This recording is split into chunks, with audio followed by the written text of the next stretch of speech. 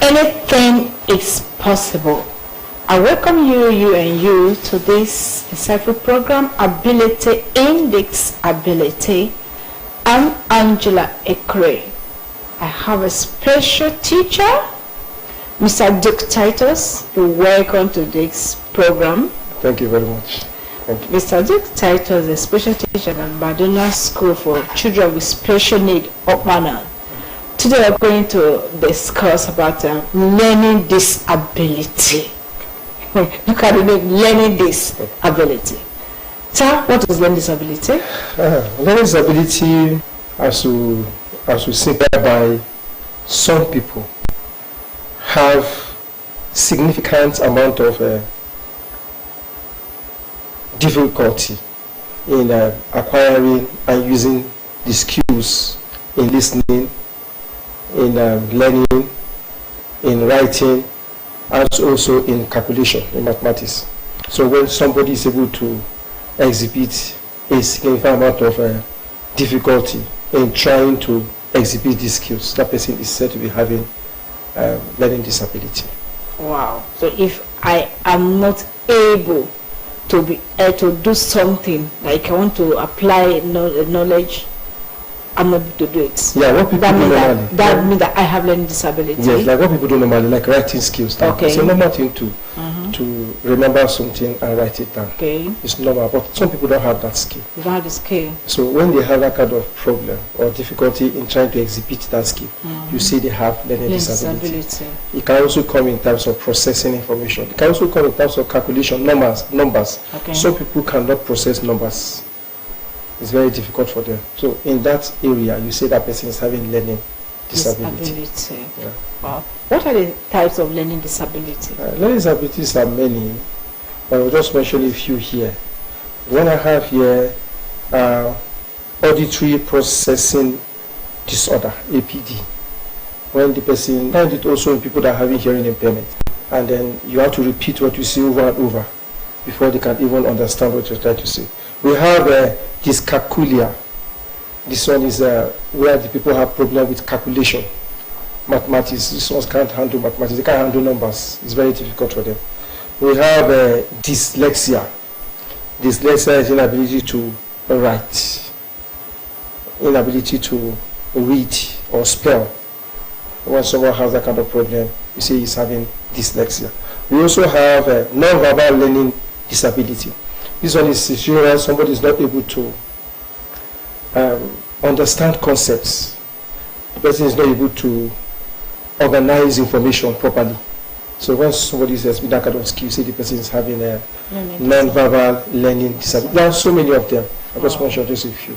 So we can understand what learning disability is talking about. Wow. Yeah. So these are the types of learning disability. Yeah. Okay, disability now. How can they cater for a child with learning disability? Yeah, like I always say, each time I come, especially when we're dealing with people generally with disabilities. We have another form of disability. Now, I really wanted to explain. I've been trained to assess people. There are certain questions we ask. Okay. There are certain things we look out for when we are looking at people who are having some form of disability. So the person has to come, because when you are dealing with people like that, you don't deal with them alone. You have to call people that live with them, their caregivers, their parents, medical tests. I'm talking about written tests. There are certain questions and answers processes you have to take in. All these come together to form what we call the assessment process. When we are done with the assessment, and then we go straight to the placement. Placement is, okay, what kind of service can we offer such a person with this kind of trouble? And then we now prepare IEP. I remember I said this before in one of these programs, that we have what we call the individualized educational plan. It's very important for any person that has disability, because this person is having a peculiar issue. So that is hindering the learning process. So for the person to be able to benefit from the learning process, the person has to have a particular program that's tailored towards that person's learning process. And then that is where IEP comes in. We now prepare an individualized educational plan, and then we begin to apply. And it's very important also for the people with learning disability to be in an inclusive environment where they can learn along with others. And there are certain processes we take in order to handle people with learning disabilities. If the person, they are having problem with speech, they are having problem with auditory, you have to start using visual aids, visual support, the use of communication system and others. And then those who have problem with processing information, you have to speak, precisely what you want to say in short forms and clear and slowly so they will understand. So there are a lot of processes we take, but these few ones I just mentioned, 4. The first one, identifying and assessment. The second one is placement, and then the third one I talk about preparing an IEP, and then you send the child to the learning environment. And also we can also go into the use of therapists. It's very, very important. There are some cases where the people may need therapists to work with them. Their program is wide and need a lot of people to come around. You mentioned inclusive environment. What do you mean by inclusive environment? What inclusive environment is an environment where people with or without disabilities are given opportunities to learn in the same learning environment, but their peculiarities are taken care of. I want to correct this notion. People think that inclusion is just bring people together and then start teaching them together. No. Inclusion is far beyond that. Inclusion is when these people come into this learning environment, they are not segregated. When you separate them, they learn on their own. And then what if they come in to meet other people? Because they will integrate. People must integrate. People must come together. They must unite. They must work together and communicate with each other. Now, if I learn in my own separate environment, and the child with hearing impairment learn with in his own separate environment, when we meet for certain things, how do we communicate? So that is where inclusion is very, very important. Now, when they are there, they are given peculiar attention. Each child has his peculiar attention, and that is where IEP comes in, because you individualize the child's plan. You temper with the curriculum, or you temper with the scheme of work. Curriculum is big, so that we need a lot of personnel to work with. But when it comes to scheme of work, as a teacher, you temper with it in order to favor that particular person that is not benefit for that learning process. Say, for example, use of visual aids. People who have learning disabilities in terms of hearing, you need a lot of visual aids to work with them. So you can break down the curriculum beyond what has been broken down. The scheme of work beyond what has been broken down, so as that person will benefit, because the person is having a difficulty. The same thing in dyscalculia. The person who has problem with mathematics. If you follow the normal mathematical process, that person is off. But now you have to break down gradually, so that the person may not be in the same pace with others, but the person is learning according to his own pace, and the same thing is learning, but the pace is different. In the same classroom. Yes. Good. In the same classroom. Wow. And sometimes you can also do referral services in inclusion. You do referral services. So if the person is in class 3 and he has problem with calculation, you can also organize a separate calculation class for that person, so that the person can only be coming back to meet up with class 3 work. Thank you very much. Let's go for a short break. We'll be right back.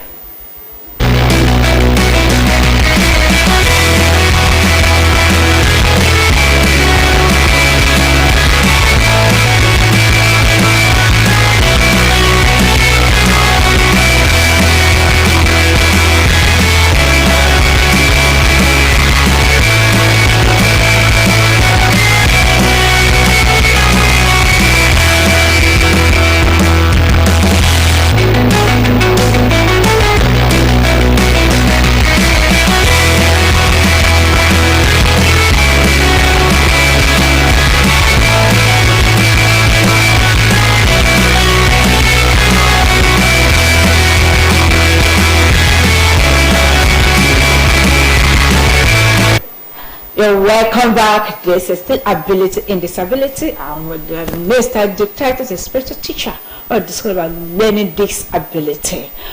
So what are the various ways to promote learning disability awareness? Okay. What we are doing. I know that you are going to mention what we are doing now. No. Yes. That's coming on air to talk about learning disability and talk about it. Another way we can go ahead to create awareness for people for learning disability is also by trying as much as we can to go on social media and then to educate people on and on. We can do campaigns. Print flyers, and then we can also do one-on-one. We can do one-on-one discussion with people so that because there are so many of them. There are people that are normal. You will see them. There is no form of disability in their body, but they have learning disabilities. So when situations are discovered, sometimes you write them as a Ludo in the class. Block it. and then the person is suffering quietly. So we speak with teachers too. But I know they learn this in school. Teachers learn this in school as part of disabilities are part of what they learn in school. But we can, as well as promote it by talking about it on and on from time to time. Then we can also organize workshops and seminars where people can be, educated more, give more explanation on the importance of discovering people with learning disabilities and helping them out, because they only have an issue. They don't have plenty of issues that are disturbing them. We should remove that so that they can learn. Wow, they only have an issue if they are discovered. Yeah. So they're able to handle the situation. Mr. Tuk, what is the purpose of this awareness creation? Yeah, the purpose of awareness creation is number one, like I always say, inclusion.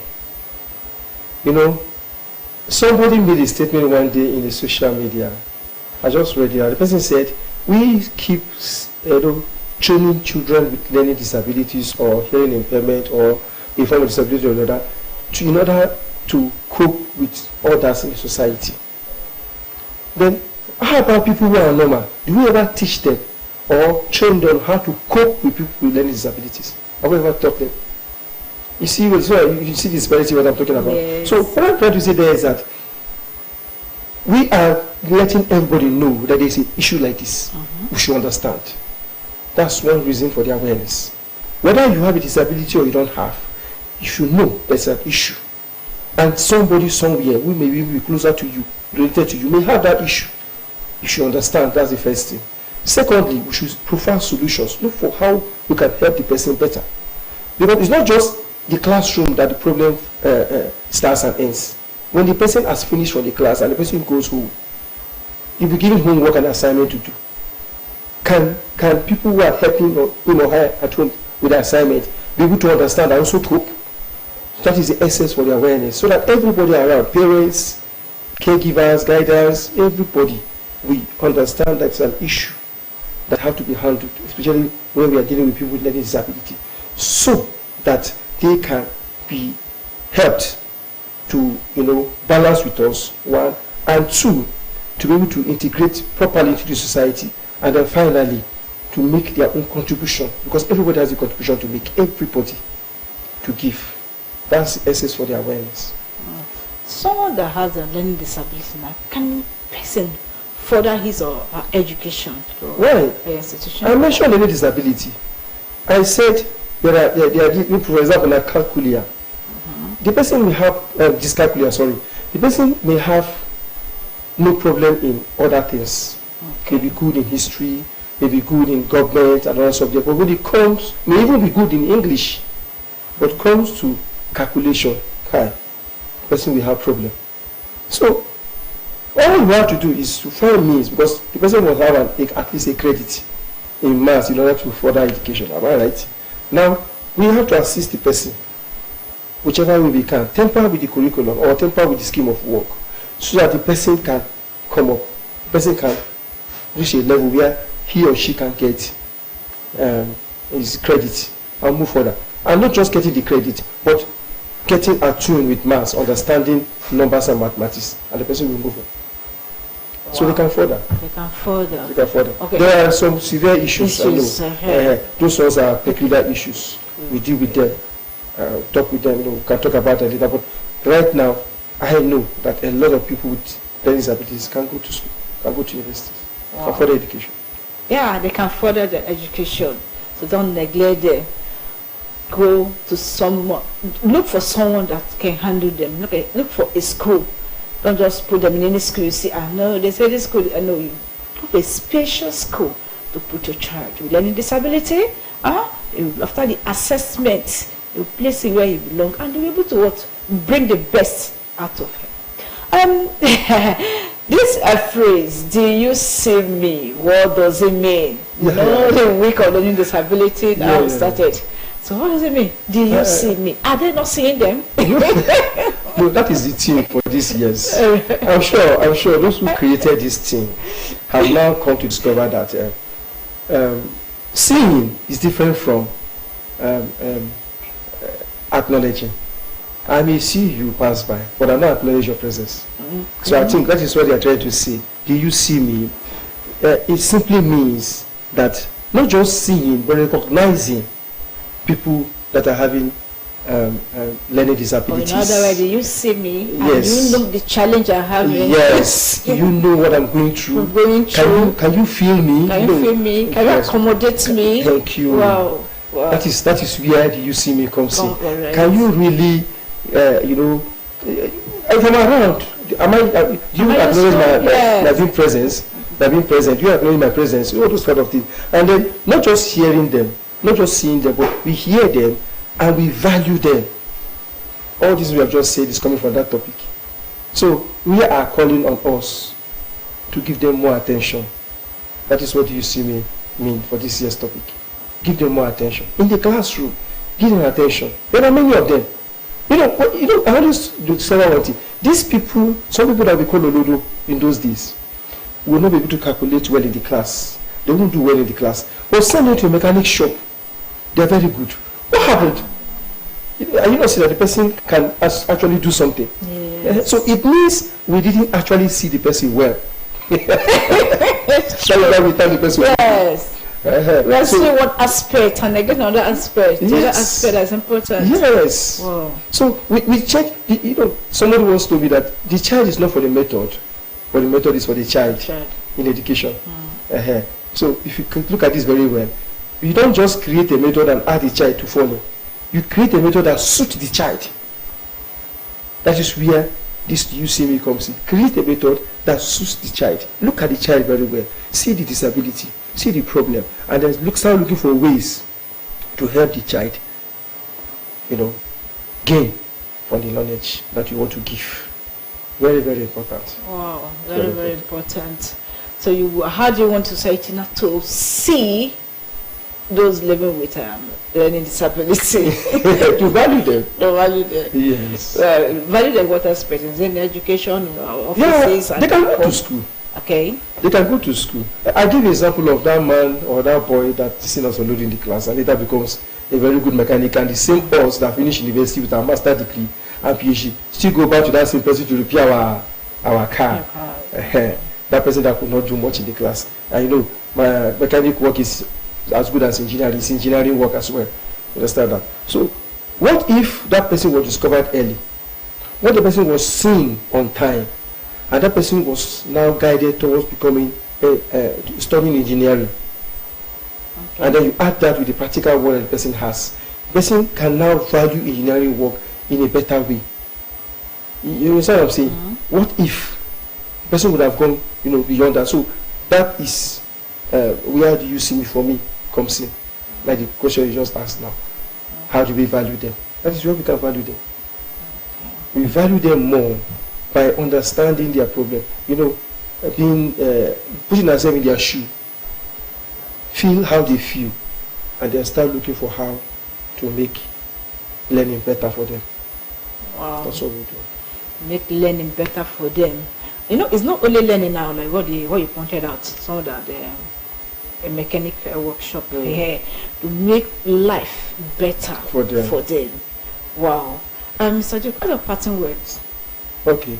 My parting word will come from the last statement you made. It's not just learning, but also other things. Skill acquisition is part of learning. Remember, education is not just writing and reading. It's one mistake most of us make. Education is the formation, total formation of a person. When you form the person generally, that's what education is talking about. So in trying to help the children with their disabilities, we do as much as we can to remember that it's not just the writing and reading skills that we base our training on. We can explore other means, like that man that goes to do mechanic now. It's part of the processing. We can expand our tentacles, look for where and things we can do in order to assist that child to be able to realize his or her potentials and then make good use of it. Wow, make good use of it. Look at my 5 fingers, they are not equal. They cannot go to school, they can acquire skill. Well, this is where we are going to stop today. Thank you for enlightening us today. God bless you, sir. I remain Angela Ikores here, Monday next.